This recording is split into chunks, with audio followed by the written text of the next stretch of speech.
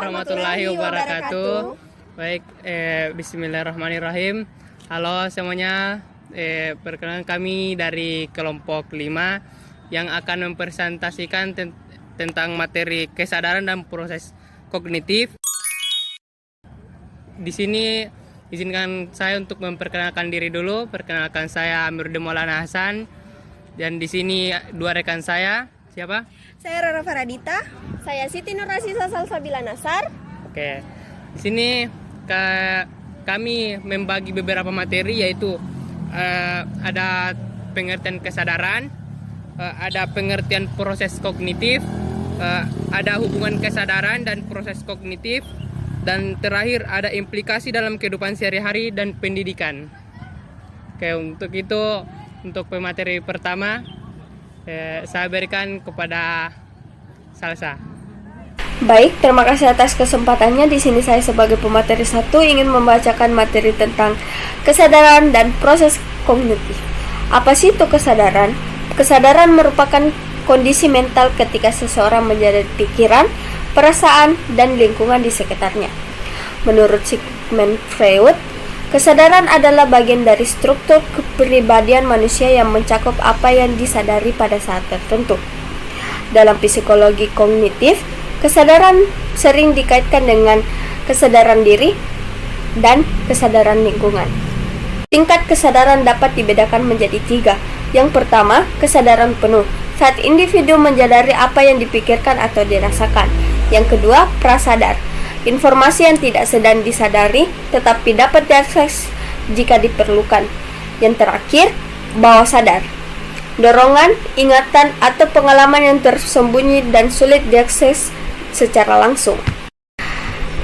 Pengertian proses kognitif. Proses kognitif adalah aktivitas mental yang memungkinkan manusia memperoleh pengetahuan, memahami informasi, dan menggunakannya dalam kehidupan. Adapun menurut Anderson 2010, kognitif meliputi berbagai proses mental seperti persepsi, proses menerima dan menafsirkan informasi dari panca indera, bahasa, kemampuan memahami dan menghasilkan simbol verbal maupun non-verbal, atensi, kemampuan memfokuskan pikiran pada stimulus tertentu, memori, penyimpanan dan pengembalian kembali informasi, pemecahan masalah, usaha menemukan solusi dari suatu hambatan. Yang terakhir, pengembalian keputusan, memilih alternatif tindakan berdasarkan pertimbangan. Materi selanjutnya akan dilanjutkan oleh pemateri kedua. Terima kasih. Terima kasih untuk kesempatan yang telah diberikan kepada saya. Di sini saya akan melanjutkan materi yang sebelumnya sudah dibacakan oleh teman saya. Di sini saya akan membacakan 2 poin, yaitu yang pertama, hubungan kesadaran dan proses kognitif, dan kedua yaitu implikasi dalam kehidupan sehari-hari dan pendidikan. Untuk itu kita akan membahas yang pertama, yaitu hubungan kesadaran dan proses kognitif. Di sini, kesadaran dan proses kognitif saling berkaitan erat. Kesadaran menjadi wadah di mana proses kognitif terjadi. Tanpa kesadaran, manusia tidak mampu mengolah informasi secara optimal. Misalnya dalam belajar membaca, kesadaran perlu untuk memfokuskan perhatian, sementara proses kognitif bekerja untuk memahami makna teks. Hubungan ini dapat diibaratkan sebagai wadah dan isi.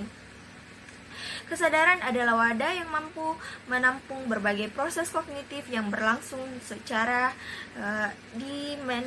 dinamis. Yang kedua, yaitu implikasi dalam kehidupan sehari-hari dan pendidikan. Yang pertama-tama yaitu dalam kehidupan sehari-hari, seperti kesadaran membantu individu mengontrol perilaku, emosi, dan tindakan. Kemudian, proses kognitif memungkinkan manusia membuat keputusan nasional, dan juga keduanya mendukung interaksi sosial yang sehat. Kita masuk di dalam pendidikan. Yang pertama yaitu guru perlu memahami bagaimana kesadaran siswa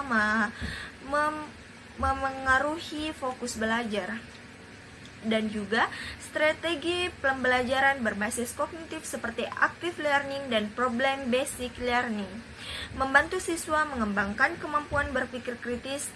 Kemudian kesadaran Kesadaran metakognitif atau menjadi cara berpikir sendiri penting dalam membentuk pembelajaran sepanjang hayat.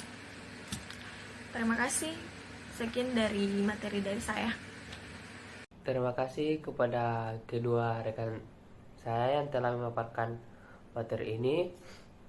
Baik, sebelum kami tutup untuk presentasi ini, izinkan saya untuk menyimpulkan sedikit apa-apa saja yang poin-poin penting yang dapat kami sampaikan. Jadi kesimpulannya yaitu pertama itu dari kesadaran. Jadi kesadaran adalah kondisi mental saat seseorang menyadari pikiran, perasaan, dan lingkungan sekitarnya. Menurut Freud, kesadaran adalah bagian dari struktur kepribadian yang mencakup apa yang disadari pada saat tertentu. Dalam psikologi kognitif, kesadaran terkait dengan self-awareness atau kesadaran diri dan environmental awareness atau kesadaran lingkungan. Tingkat kesadaran meliputi kesadaran penuh, prasadar, dan bawah sadar. Untuk dari proses kognitif sendiri, yaitu adalah aktivitas mental yang memungkinkan manusia memperoleh pengetahuan, memahami informasi, dan menggunakannya dalam kehidupan. Proses ini mencakup persepsi, bahasa, pemecahan masalah, pengambilan keputusan, atensi, dan memori. Terus kita lanjut ke kesadaran dan proses kognitif. Saling berkaitan erat. Kesadaran menjadi wadah di mana proses kognitif terjadi. Tanpa kesadaran, manusia tidak akan mampu mengolah informasi secara optimal. Hubungan ini dapat diibaratkan seperti wadah dan isi, yang dimana kesadaran adalah wadah yang menampung berbagai proses kognitif yang berlangsung dinamis. Kesadaran membantu individu mengontrol perilaku, emosi, dan tindakan. Dan proses kognitif memungkinkan manusia membuat keputusan rasional. Keduanya mendukung interaksi sosial yang sehat. Untuk di dalam pendidikan, guru perlu memahami bagaimana kesadaran siswa mempengaruhi fokus belajar. Strategi pembelajaran berbasis kognitif membantu siswa mengembangkan kemampuan berpikir kritis. Kesadaran metakognitif penting dalam membentuk pembelajaran sepanjang hayat. Itulah sedikit kesimpulan yang bisa saya sampaikan. Sekian presentasi dari kami, dan kurangnya mohon dimaafkan. Wabillahi taufiq wal hidayah. Wassalamualaikum warahmatullahi wabarakatuh. Bye bye.